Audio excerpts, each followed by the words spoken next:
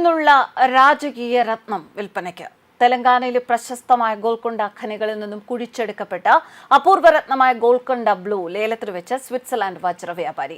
2025 May 14 ജനീവയിലാണ് ലേലം നടക്കുക. Christy's magnificent jewels ലേലത്തിലാണ് ഇന്ത്യയിൽ നിന്നുള്ള രാജകീയ രത്നം വിൽപ്പനയ്ക്കായി വെച്ചിട്ടുള്ളത്. അപൂർവവും അസാധാരണവുമായ 23-24 ക്യാരറ്റ് നീല വജ്രമാണ് ഗോൽക്കൊണ്ട ബ്ലൂ. പ്രശസ്ത പാരീസ് ഡിസൈനർ JARന്റെ ഒരു വിശിഷ്ട ഡിസൈനർ മോതിരത്തിലാണ് ഇപ്പോൾ ഈ വജ്രം പതിപ്പിച്ചിട്ടുള്ളത്. 35 മുതൽ 50 മില്യൺ US$ വരെ, അതായത് ഏകദേശം 300 മുതൽ 430 കോടി രൂപ വരെ ഈ വിശിഷ്ട വജ്രത്തിന് വില ലഭിക്കുമെന്നാണ് പ്രതീക്ഷിക്കുന്നത്. ഇത്രയും ഉയർന്ന നിലവാരത്തിലുള്ള അസാധാരണ കുലീന രത്നങ്ങൾ ജീവിതത്തിൽ ഒരിക്കൽ മാത്രമേ വിപണിയിലെത്തൂ എന്നാണ് ക്രിസ്റ്റീസ് ഇന്റർനാഷണൽ ജുവൽസ് മേധാവി ഈ സവിശേഷ വജ്രത്തെക്കുറിച്ച് വ്യക്തമാക്കിയിട്ടുള്ളത്. നാടോടി കഥകളിൽ പറയുന്നതനുസരിച്ച് ചില ഗോൽക്കൊണ്ട വജ്രങ്ങൾ ശപിക്കപ്പെട്ടവയാണത്രേ. ഇവ അവയുടെ ഉടമകൾക്ക് ഭാഗ്യം നൽകുന്നു, അല്ലെങ്കിൽ നിഗൂഢ ശക്തികളുണ്ട്. മറ്റുള്ളവ താലിസ്മാനായി ധരിച്ചിരുന്നു. ഇൻഡോറിലെ മഹാരാജ യശ്വന്ത് റാവു ഹോൾക്കർ രണ്ടാമനായിരുന്നു ഗോൽക്കൊണ്ട ഖനികളിൽ നിന്നും ലഭിച്ച ഈ വജ്രം ആദ്യമായി സ്വന്തമാക്കിയത്. ചൗമറ്റ് എന്ന ഫ്രഞ്ച് ജ്വല്ലറിയാണ് ഈ അപൂർവ വജ്രം മഹാരാജാവിനുള്ള ആഭരണമാക്കി മാറ്റിയത്. ആദ്യമായി ഒരു ബ്രേസ്ലെറ്റിലായിരുന്നു ഈ വജ്രം പതിപ്പിച്ചിരുന്നത്. 1930കളിൽ രാജകീയ ആഭരണ വ്യാപാരിയായ മൗബാസിന് ഈ ആഭരണം പുനർരൂപകൽപ്പന ചെയ്തൊരു മാലയിലേക്ക് മാറ്റി. അതിനുശേഷം ഇൻഡോറിലെ മഹാറാണിയായിരുന്നു ഇത് ധരിച്ചിരുന്നത്.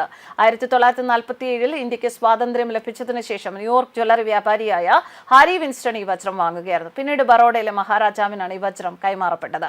ബറോഡ മഹാരാജാവ് പിന്നീട് ഈ വജ്രം സ്വകാര്യ വ്യക്തികൾക്ക് വിൽപ്പന നടത്തി എന്നാണ് പറയപ്പെടുന്നത്.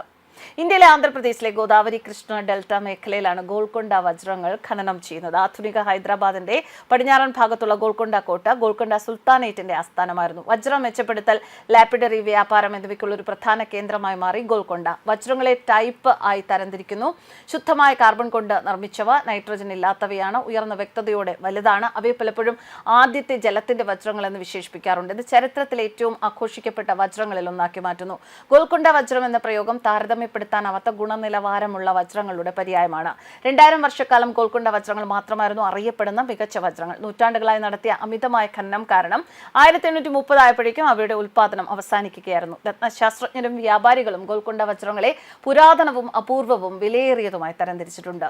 പ്രശസ്ത ഗോൽക്കൊണ്ട വജ്രങ്ങളിൽ നിറമില്ലാത്ത കോഹിനൂർ നാസാക് വജ്രം, നീല ഹോപ്പ് വജ്രം, ഐഡൽസ് ഐ, പിങ്ക് ഡാരിയ ഈനൂർ, വെളുത്ത റീജൻ വജ്രം, ഡെസ്റ്റൺ ഗ്രീൻ വജ്രം, നിറമില്ലാത്ത ഓർലോ വജ്രം, മഞ്ഞ ഫ്ലോറന്റൈൻ വജ്രം, അക്ബർ ഷാ, നിസാം വജ്രം, ഗ്രേറ്റ് മുഗൾ വജ്രം തുടങ്ങിയ ഇപ്പോൾ കണ്ടെത്താനാകാത്ത വജ്രങ്ങളും ഉൾപ്പെടുന്നു. 16-ാം നൂറ്റാണ്ട് മുതൽ 18-ാം നൂറ്റാണ്ട് വരെയുള്ള കാലഘട്ടത്തിൽ ഗോൽക്കൊണ്ട വജ്ര വ്യവസായം അതിന്റെ ഉന്നതിയിലായിരുന്നു. കൊല്ലൂർ ഖനിയാണ് ഏറ്റവും സജീവമായത്.